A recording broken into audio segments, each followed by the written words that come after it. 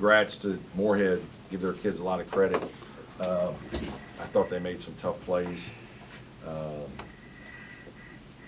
especially in the second half, and give their coaches credit. They made a little adjustment defensively that caused us some problems, and you know, created a lot of open shots because they played off a bunch of guys, and you know, I thought we really felt the pressure, and one of the few games this year, especially at home, where we really had a hard time making a shot and then making some free throws. You know, and some of that was the way they guarded us. They kind of dared us to shoot some, and you know, we just haven't done as good a job as we need to, and this is my responsibility of, you know, offensive rebounding and being able to fight through some things when we have adversity shooting the basketball. So I thought our kids were ready to play.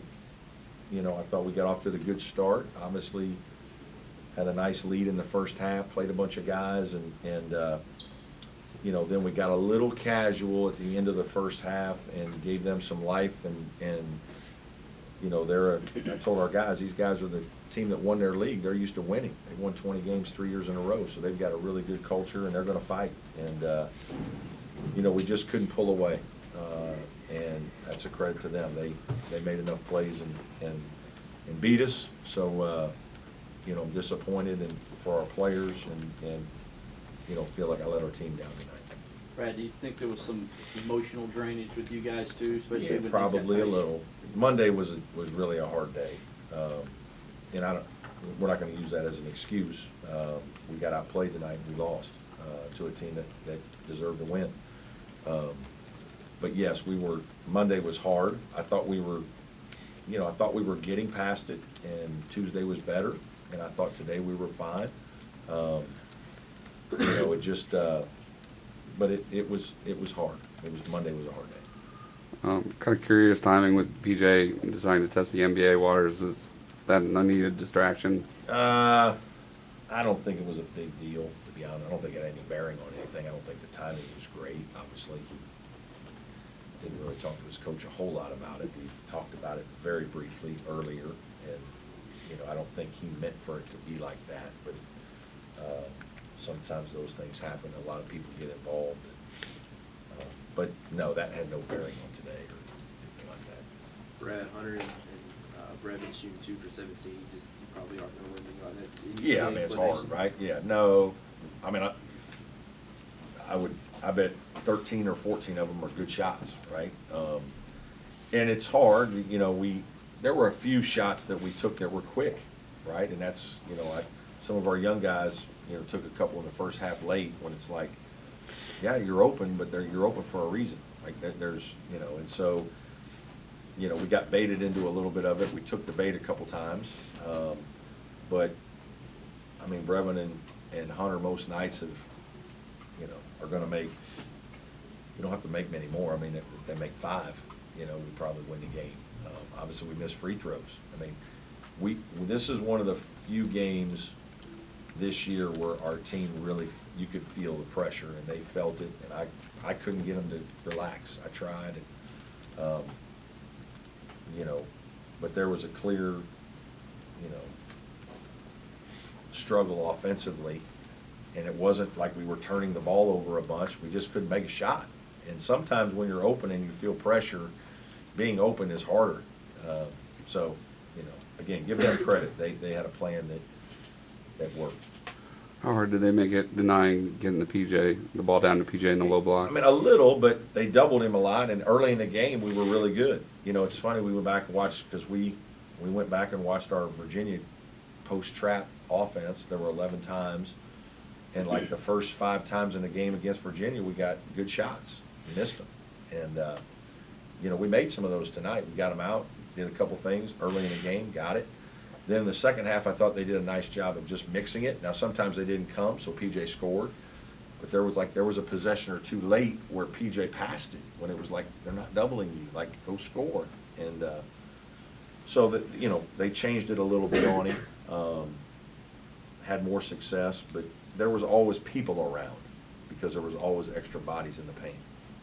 I understand you talked some about respecting the game. Is at what point did you kind of feel like that flipped and maybe lost? Well, I told our team at halftime, that in that small stretch, we had a couple young guys out there, you know, and we took some very quick shots. We had a lead, and things were, some of the way they were guarding us, guys are open, and we took some very quick shots. And the young guys were kind of looking at me sideways like I'm wide open. And it's a little bit like you know, guys, you got to understand the game. You got to respect the game, respect your opponent. And we just kind of, you know, we didn't do that. And that's why the game came back to us at halftime. And they made a couple plays, you know.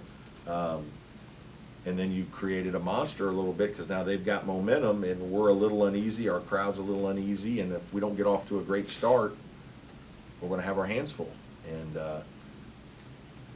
you know, the longer the game went, the more the pressure was felt, and we didn't deliver tonight. Seemed like it was hard for y'all to get out in transition too, opportunities there. Yeah, the way they play, and this was, you know, they run long possessions. So you're on defense for 25 seconds a lot. And so you get a miss, you have the juice to kind of bust it down. I think they do a decent job of transition defense. I mean, obviously they're a good team. They're well coached, so it's not quite as easy. There were 3 or 4 times, though, that we had some numbers. One that sticks out is when Ian had the ball right in the middle of the court. It was like a 4-on-2, and we didn't score. And another one late that we missed a wide-open 3. Brevin took one I thought was maybe one of his bad ones in a situation like that. And when you don't have as many, you're pressing a little bit, and I thought we did that. Just Hunter's last games, I guess how we kind of look back at the season he had in his career here. Yeah, you know, I really thanked him in the locker room after the game and just told him, our young guys, you know, if there's anybody to emulate, that's the guy. That, you know, his freshman year looked a lot like most of yours. And, you know, you can't ask for more as a coach of a player to just give his heart and soul to your program and to the team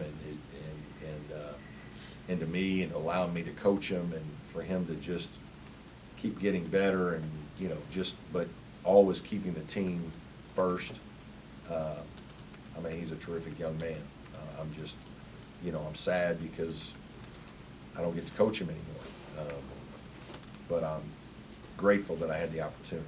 And, you know, this was a great group of kids. I hate that our season ended this way, and, you know, I didn't do a good enough job with this team tonight. But you know, I'm really proud of them. And we came together. We got a lot of things accomplished. Not all what we wanted, but I don't want this one poor performance to take away from what was a really good regular season. Any more questions for Coach? Hey, Brad. Yep. I got one here. This Sure. is Davis. Yeah, Davis. I'm just curious, with you're losing at least 2 starters in Hunter and Brevin. Do you anticipate being pretty heavily involved in the portal, or do you feel good about the other guys you have on the roster? Well, we feel good about the guys on the roster, but yeah, we're going to be involved in the portal. We don't, you know, we only signed one high school guy early, and so we share numbers first of all. Just you got to have, you know, there's 13 scholarships. I don't know if we'll use all 13. We didn't this year, but you're probably going to use 11 or 12. And so just based on numbers, you know, we're going to look to add another player or 2. And, you know, depending on what's the right fit, how old they are, I don't know. Maybe one of them will be an older guy if we could find one that, you know, can help a little bit. So, you know, yes, I would anticipate us doing that. Just to follow up on that, is it a wing and guard Probably, because obviously with Hunter and Brevin, you know, you're looking at another perimeter player. All good? Guys all right over there?